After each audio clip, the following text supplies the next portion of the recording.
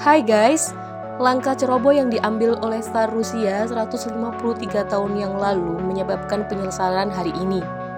Penyesalan ini dipengaruhi secara berbeda di arena politik karena tambang emas dan ladang minyak ditemukan di bawah es Alaska yang mencair, yang dulunya merupakan sebidang tanah yang tidak berguna bagi orang Rusia.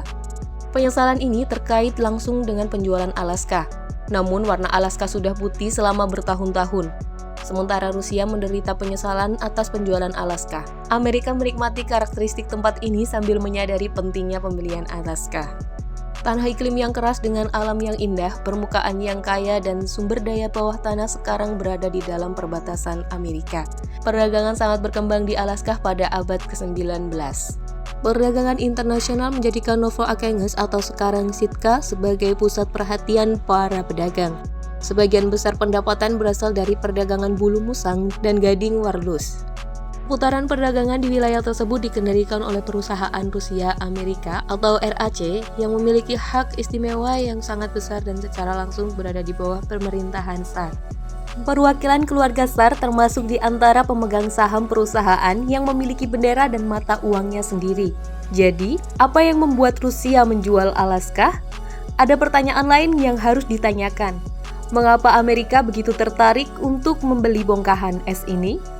Alaska ditemukan sebagai hasil ekspedisi Rusia untuk memperluas wilayahnya. Tsar ini menjelajahi lebih banyak wilayah bergerak ke arah timur.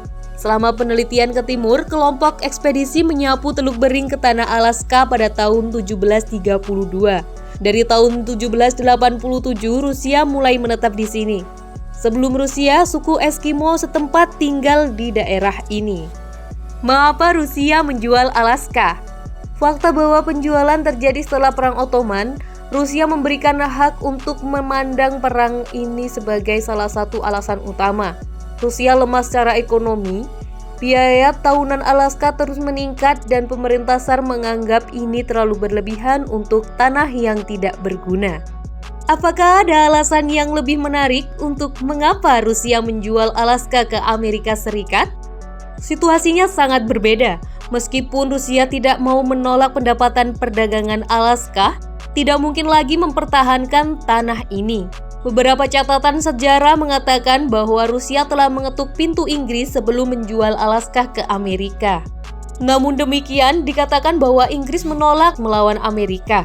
Bahaya penangkapan Alaska secara paksa oleh Inggris semakin meningkat dari hari ke hari. Dalam hal itu, pemerintah Tsar menyetujui penjualan Alaska untuk mengurangi kerugian finansialnya. Dan itu akan menjadi pukulan besar bagi Inggris. Harapan Rusia di seberang lautan lebih meyakinkan. Satu-satunya kedekatan antara Amerika dan Rusia dalam sejarah adalah pada tahun-tahun ini. Amerika mengalami ini sebelumnya. Alaska juga terdengar menarik bagi negara-negara yang membeli Louisiana atau beberapa wilayah serupa dari Perancis dan menambahkan wilayahnya. Selain itu, Rusia yang mendapat dukungan militer dari Amerika selama perang lebih memilih menjual Alaska ke Amerika daripada kehilangannya ke Inggris. Amerika ingin menginvasi wilayah tetangganya tanpa sulit dan sudah lama memperhatikan Alaska. Karena Amerika secara bertahap berkembang karena koloni-koloninya, Amerika merasa tidak aman karena memiliki negara yang berbahaya dan aktif secara ekonomi di lingkungannya untuk hegemoni di wilayah tersebut. Ini adalah masalah yang mendesak karena Amerika menjalankan kebijakannya terhadap negara-negara imperialis Eropa di bawah doktrin Monroe. Ringkasnya, proposal Rusia tidak terduga untuk Amerika. Ketika kita melihat alasannya yang memotivasi Amerika untuk berdagang, banyak fakta yang terungkap. Jadi, pembelian Alaska akan memfasilitasi untuk memiliki potensi perdagangan bulu dan perikanan di wilayah tersebut, menjalin hubungan ekonomi dengan Asia, Cina, dan Jepang, menghambat upaya Inggris dan Rusia untuk memperkuat wilayah tersebut dan menjadikan Amerika sebagai negara adidaya. Selain itu, Presiden Johnson terlibat dalam pekerjaan rekonstruksi di negara tersebut, jadi dia yakin pembelian tersebut akan membantu mengalihkan perhatian dari masalah dalam negeri. Semua ini menunjukkan bahwa kedua belah pihak memiliki argumen substansial untuk transaksi tersebut. Diketahui Gubernur Siberia Timur, Nikolai Muravyov-Amursky, pertama kali mengajukan gagasan tersebut. Menurutnya, Kekaisaran Tsar tidak dapat melindungi tanah air karena kelemahan militer dan ekonomi. Oleh karena itu, Rusia harus lebih memperhatikan penguatan di timur jauh. Namun keputusan untuk menjual Alaska dipengaruhi oleh Konstantin Nikolaevich, adik dari Tsar.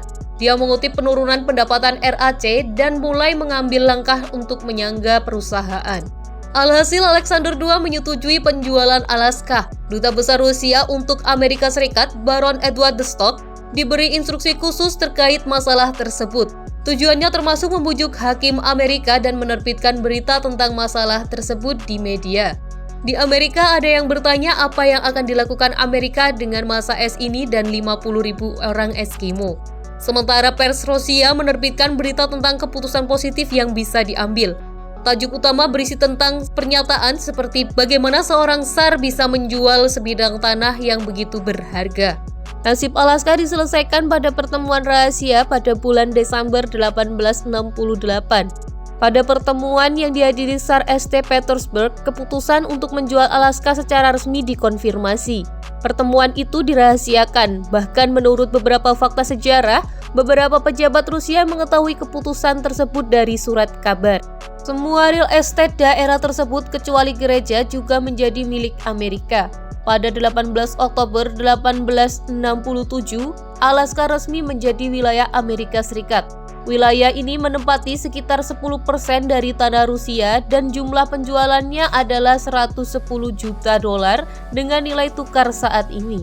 Saat ini Alaska adalah negara bagian ke-49 dan terluas di Amerika Serikat. Mitos tentang menjual Alaska telah beredar selama bertahun-tahun. Yang paling terkenal adalah penjualan Alaska ke Amerika pada pemerintahan Catherine yang Agung. Namun transaksi ini terjadi bertahun-tahun setelah kematian Catherine. Catherine II meninggal pada tahun 1796 akibat kebocoran otak. Penjualan terkenal terjadi pada tahun 1867, yaitu 71 tahun setelah kematian Catherine. Di sisi lain, pembelian Alaska dianggap sebagai keputusan politik paling sukses dalam sejarah Amerika. Keputusan ini telah mengubah situasi geopolitik dunia. Mari kita lihat secara singkat apa yang telah hilang dari Rusia dan apa yang dimenangkan Amerika. Apakah Rusia menyesal menjual Alaska? Mungkin iya. Kami dapat menekankan pentingnya pembelian Alaska terkait sumber daya alam. Tak lama setelah penjualan Alaska, simpanan emas yang kaya ditemukan dan perburuan emas dari Amerika mulai berduyun-duyun ke sana. 50 tahun setelah penjualan, dilaporkan bahwa Amerika Serikat memperoleh sekitar 50 kali lebih banyak daripada yang dibayarkan karena sumber daya alam di Alaska. Selain emas, ada deposit sumber daya alam yang kaya di Alaska seperti batu bara, molybdenum, platina, dan gas alam. Bagian terbesar dari sumber daya alam Alaska adalah ladang minyak. Lebih dari 80 juta ton minyak diproduksi setiap tahun, yang setara dengan produksi gabungan tahunan Kuwait dan Uni Emirat. Beberapa tahun yang lalu, Amerika Serikat telah mengumumkan kepada komunitas internasional bahwa ladang minyak lain telah ditemukan di Alaska. Cadangan yang baru dieksplorasi dilaporkan sangat kaya. Sumber daya air tawar di wilayah Alaska dapat menghasilkan pendapatan yang lebih tinggi dari penangkapan ikan dan makanan laut. Pariwisata adalah salah satu bidang yang paling menguntungkan dalam beberapa tahun terakhir.